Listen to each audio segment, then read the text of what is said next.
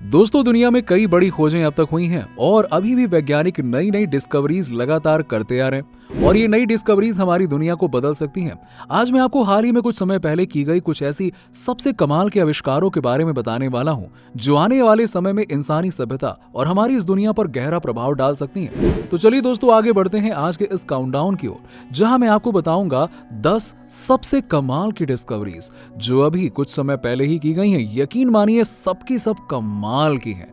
चलिए वीडियो में आगे बढ़ते हैं बिना किसी देरी के, और बढ़ने से पहले आप हमारे चैनल को सब्सक्राइब करके वो बेल आइकन को जरूर दबा दीजिएगा।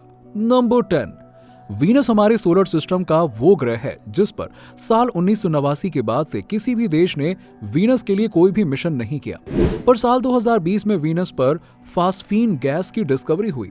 उसके बाद वीनस पर सभी देशों ने आने वाले समय में कई सारे मिशंस प्लान कर लिए हैं। यह डिस्कवरी कोई छोटी मोटी डिस्कवरी नहीं थी। वीनस पर फॉस्फीन गैस का मिलना वीनस पर जीवन मिलने के बराबर है। जी हाँ, क्योंकि फॉस्फीन गैस के बारे में वैज्ञानिकों ने अब तक जो रिसर्च की है उसके मुताबिक केवल कोई सजीव ही फॉस्फीन गैस प्रोड्यूस कर सकता है। यानी कि यहाँ पर हो सकता है कि माइक्रोबायो लाइफ डेवलप हो चुकी हो, इसी वजह से यहाँ फॉस्फीन गैस पाई गई है। ऐसा माना जाता है कि वीनस पर भले ही उसकी सतह पर नर्क जैसी परिस्थितियां हों, कई खतरनाक गैसें, ज्वालामुखी और अम्लीय वर्षा हो, पर थोड़े ऊपर उसके बादल भी हो सकते हैं। कुछ माइक्रोबैक्टीरिया डेवलप हो चुके हैं जो इसके सल्फ्यूरिक एसिड के बादलों में रहते हों। Number 9, Goliath tadpole.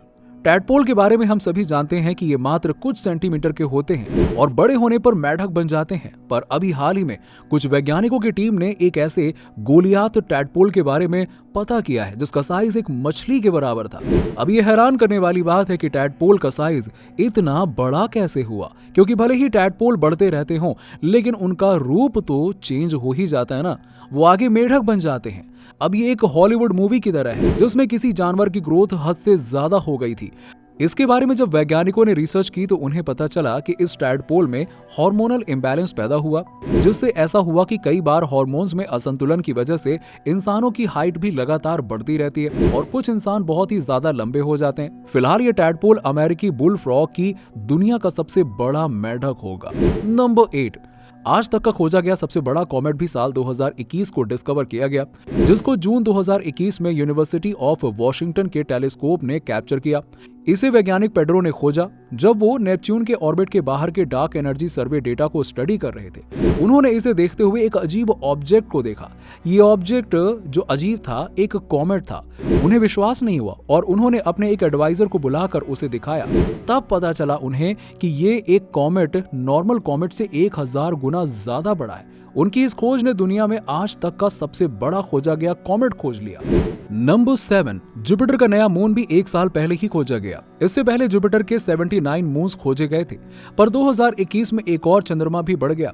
जुपिटर के लिए जब EJC 0061 को खोजा गया, वैसे तो इसकी खोज 2003 में हो गई थी, लेकिन तब वैज्ञानिकों को यह नहीं पता था कि ये जुपिटर को ऑर्बिट कर रहा है।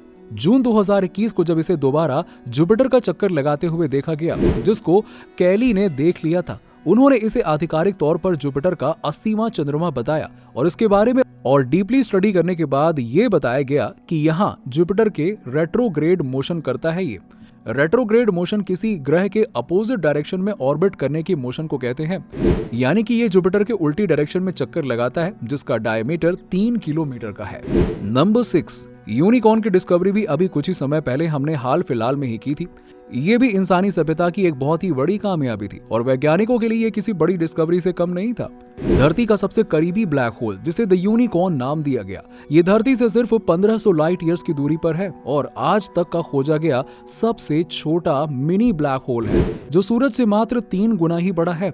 इसने इंसानों की ब्लैक होल के प्रति समझ को बदल दिया है, क्योंकि अभी तक ऐसा माना जाता था कि ब्लैक होल बहुत बड़े होते हैं और सब कुछ निगल जाते हैं। इसे अप्रैल 2021 में डिस्कवर किया गया, जिसके बारे में वैज्ञानिकों का मानना है कि शायद ये वहां मौजूद स्टार्स के ग्रेविटेशनल कोलैप के कारण बना होगा। नंबर 5, मंगल पर होने वाली सबसे बड़ी खोज भी हाल ही के दिनों में डिस्कवर हुई। 9 फरवरी 2021 जब UAE होप मार्स मिशन के तहत उनका स्पेसक्राफ्ट मार्स के ऑर्बिट में दाखिल हुआ, इसके दाखिल होते ही ये 5वां ऐसा देश बन गया जिसने मार्स के ऑर्बिट में कदम रखा और साथ ही साथ अपनी पहली ही कोशिश में कामयाब होने वाला ये दूसरा नेशन बना। इसके बाद 18 फरवरी 2021 को नासा ने भी मार्स परसिवरेंस रोवर को जेजेरो क्रेटर में सफलतापूर्वक लैंड कराया, जिसने मार्स की सतह की कई सारी फोटोज क्लिक की और वहां के हवा को रिकॉर्ड किया, वहां के रॉक्स के सैंपल कलेक्ट किए और इन सब से मंगल पर पानी की खोज से जुड़ी बहुत ही बड़ी उपलब्धि हाथ लगी है। जी हाँ। नंबर 4, साल भर पहले वैज्ञानिकों ने एक और बड़ी उपलब्धि हासिल की जिसने पूरी दुनिया को हैरान कर दिया। दिसंबर 2021 में पार्कर सोलर प्रोब इंसानों द्वारा बनाया गया एक ऐसा यान बना जो सूरज के वायुमंडल में पहुंचा और अंतरिक्ष एजेंसी नासा के पार्कर सोलर प्रोब ने सूरज के ऊपर वायुमंडल को छू लिया था। ये यान यहां तक सफलतापूर्वक पहुंच गया जिसको हम पूर्ण सूर्य ग्रहण होने के बाद सूरज के चारों ओर चमकती हुई लाइन के रूप में देखते हैं। सूरज के इस ऊपरी वायुमंडल को कोरोना कहते हैं। यहां आज से पहले कोई भी प्रोब नहीं पहुंचा था। इसने सोलर विंड के फॉर्मेशन को भी कैप्चर किया जो वैज्ञानिकों के लिए एक बड़ी उपलब्धि थी।